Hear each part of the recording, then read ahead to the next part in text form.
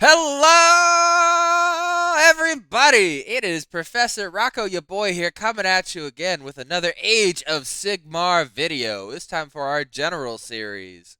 That's right, episode 1 here, breaking new ground, having a third series and a playlist. In this video, we're going to talk about 10 tips to make Age of Sigmar more fun for you, the player, and we're going to do this with good sportsmanship. Now, I was just TOing over the weekend here, Grandhammer, the Battle for the Digital Realms, from my buddy Missoura and my other friend Barney there out in the Netherlands.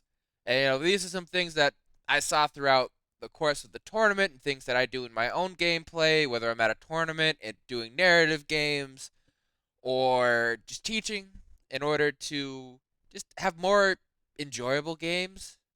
Because when I play Warhammer, I play for the experience. I don't care if I'm getting my butt kicked. Don't mind. As long as I'm having fun, it's a whole new experience. It's great. It's we're telling a story together through what our armies do, and I feel that these tips are gonna go and help us come out here on the right end. And also, I don't know if you noticed, I'm a little bit unkempt right now. I haven't shaved. I gotta clean up here. I'm wearing a t-shirt. That's because while TOing that tournament, I might have had to wake up at 2 in the morning to go and do this because it was based out of the Netherlands there, and as you can tell from my accent, I'm not Dutch. And also, I may or may not have accidentally stayed up 36 hours, so I gotta call an audible class. All right, this is what we're doing. We're gonna get a guest speaker, a guest presenter, a guest professor, if you will. So, ladies and gentlemen, welcome to their debut on the channel. My better half. You can call her Professor Rocco, your girl. Thank you, Rocco, your boy. I'm Rocco, your girl. No relation. Obviously, I'm his wife. And this video is about 10 tips to make AoS more fun. Our first tip is to narrate your gameplay. Now, a lot of us already do that, and it sounds really obvious, but it goes from small things as using a command point and going on to using your special abilities. Narrating your gameplay makes sure that your opponent feels involved and it makes them feel like they know what's going on. Tip number 2 is to show your dice rolls and to take away your failed dice rolls. Again, this goes to making sure that your opponent feels involved in the gameplay and that they know what's going on from each time that you roll a wound roll and to each time you do a hit roll. They know exactly how many successes you had because they stay on the table the whole time. Tip number 3 is to make sure that you're measuring in an apparent and obvious way so that your opponent can watch how you're measuring and to make sure that it's from base to base and again that everyone is on the same page. Now these first 3 tips to make sure that you're narrating your gameplay, that you're showing your successful dice rolls, and that you're measuring in obvious and apparent prevents your opponent from hovering to make them feel like they don't have to hover and that they don't have to hyper watch your gameplay. When they feel included in your gameplay, they can stay back closer to their side and they can just watch as you narrate and explain to them what's happening in the game. Tip number 4 is to be careful of bumping the tables when you're in-person games and especially when you're at tournaments. Because as we all know, our models do not like to stay on our scenery pieces and that even the smallest movement can change how many points are available to us. So we want to be extra careful that we're not accidentally bumping the table or when we're moving our models that we accidentally move our opponent's models because we want to make sure that our gameplay is fair and that everybody has access to all the points that they're working towards. Tip number 5 is to use tokens if you have them because there's a lot of buffs in this game. So we want to make sure that we're using our tokens if we have them so that everybody knows what buffs are out on the table, and that way we can clear our buffs at the end of the battle round or whenever the ability ends, and then we can add new buffs. And that way we, don't forget, and then our opponent isn't surprised when we bring up the buff later on in the battle round. Tip number 6 is to talk to your opponent about how to count wounds. Because I've watched and been involved in several games where one person is counting up and one person is counting down, and that can be very confusing because if you're trying to kill one giant monster and your opponent is counting up and you think they're counting down, everyone's not on the same page. And that's the whole point of these tips, is to make sure everybody's on the same page, because when everyone's on the same page, everyone has a more enjoyable experience. Tip number 7 is to keep a good pace to your game. Now, I know this might be hard when you first start out because we've all watched the 5-6 hour games, especially when you're being casual and you're just chatting with all of your friends. But this speaks more towards tournament play, when you have a specific time allotted, 2.5, 3 hours normally, and you have to try to finish your game in the time allotted.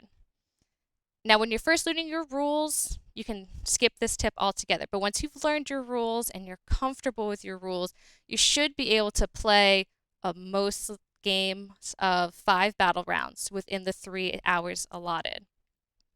Now, sometimes when there's a lot of rolls going on and there's a lot of buffs going on, it can feel like you're taking too long, but just make sure you're not purposely wasting time or overthinking your moves. Just when you think of your move, go for it, and then that helps the battle play keeps moving. Tip number 8 is to make sure you explain, or when you explain your list to your opponent, because we all explain our list to your opponent, but when you do that, make sure you point out any rules that break the standard, that go against what most armies do, and that you point out any rules that would feel like a gotcha moment. If, say, your opponent forgot or wasn't quite paying attention at that part when you were explaining, make sure that this specific rule is paid attention to, because you want your opponent to feel like they know what's coming, even if they can't prevent it from happening, that you at least want them to know ahead of time. Tip number 9 is to go through your game, especially in casual settings. Try to play through it. I know that's hard. So we've spent weeks painting our models, building our armies, going through everything. But you want to make sure that when you're playing in casual settings and you're playing for the first time with these models, that you're not too disappointed when the models die. So you want to make sure that you play through and you don't concede too early. I know when we lose a lot of our models, we tend to want to back down. And we want to be like, oh, I've lost all my models. I'm just going to quit the game, save myself the trouble. Keep going. Play through it. It's okay. You're trying to go after the points anyway, as we've discussed in previous videos with Rocco, your boy.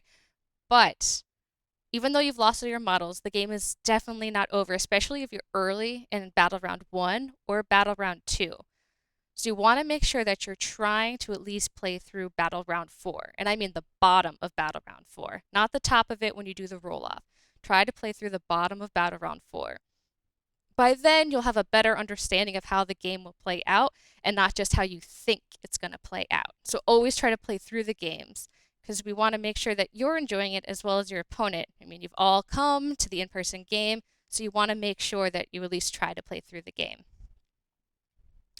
Additionally, if you're playing with new players, try to be as nice as you can. Compliment their army, compliment their list, and if you think the new player is making a grave mistake in their gameplay, say they're trying to move forward, or they're trying to do a charge, but they don't necessarily realize that that'll bring one of your units into combat. Mention it nicely, but mention it to them and say, hey, this is going to bring this unit into combat. Did you mean to do that? If they say yes, great, move on. If they say no, give the new player a chance to do what they intended, because winning by a new player making a mistake just doesn't feel as good. And overall, all of these tips go towards treating your opponent as you would want to be treated. It's always a more fun experience when everybody involved feels like they're being included. And I will add, as our final and last tip, number 10, that you want to be kind to everybody regardless of their faction or army they have chosen. I know there's always that one broken army. There's always that one faction you're like, this feels a little unfair. But try to remember that's part of the game. That's not the player's fault. It's not the player's fault when they are on a hot streak, when they're rolling well. You know, they're trying to play the best game they can. So, I know it can be emotional at times, but try to just remember it is all a game after all, and that it's not the player's fault. So if we keep that in mind and try to remember that at the end of the day, we're all people just trying to play a game, and we treat each other with kindness, we're all going to have a great gameplay and we're all going to have a great experience. And so for today, this is Rocco, your girl, signing out and saying class dismissed.